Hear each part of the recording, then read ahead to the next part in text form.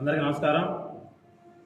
నా పేరు తిరుమలకొండ నరసింహారావు, తెలుగుదేశం పార్టీ ఒడ్డెర సాధికార సమితి పల్నాడు జిల్లా వర్కింగ్ ప్రెసిడెంట్. ఈరోజు పల్నాడు జిల్లా తెలుగుదేశం పార్టీ ఆఫీసులో బీసీ కన్వీనర్లు, బీసీసీఎల్ నాయకుల ఆధ్వర్యంలో మీడియా సమావేశం ఏర్పాటు చేయడం జరిగింది.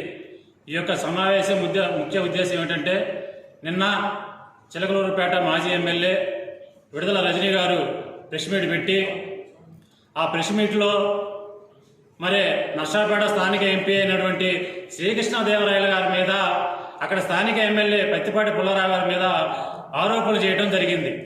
కావున ఆ ఆరోపణల్ని మేము బీసీ విభాగం తరఫున తీవ్రంగా ఖండిస్తూ విడుదల రజనీ గారికి ఒకటే చెప్పదలుచున్నాం. రజనీ గారు, మీ నియోజకవర్గంలో లక్ష్మీ బాలాజీ కసరమిల్లులో మీరు 2.5 కోట్లు తీసుకుంది వాస్తవం కాదా అనేది మీకు, మీ మనస్సాక్షికి, మీ నియోజకవర్గ ప్రజలందరికీ తెలిసిన విషయం ఇది.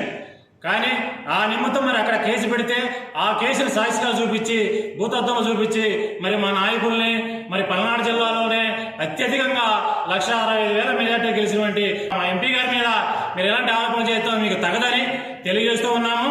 అంతేకాదు, భవిష్యత్తులో ఇంకొకసారి కానీ మా తెలుగుదేశం పార్టీ ఎంపీ మీద కానీ ఎమ్మెల్యేల మీద కానీ ఆరోపణలు చేస్తే నువ్వు ఒక బీసీలను కూడా మర్చిపోతారని చెప్పి తెలియజేస్తూ ఉన్నాను.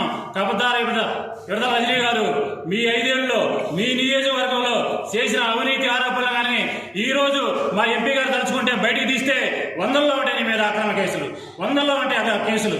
నువ్వు చేసిన అక్రమాలు, అవినీతి ఆరోపణలు గొప్పలుగా ఉన్నాయి. కానీ మా సంస్కృతి అది కాదు, మా పార్టీ సంస్కృతి అది కాదు, మా నాయకుడు అలా నేర్పలేదు. కాబట్టి ఈరోజు మీరు నిశ్చితంగా ఈ పల్నాడు జిల్లాలో ఈ చిర్రపేటలో ఉండగలిగావు.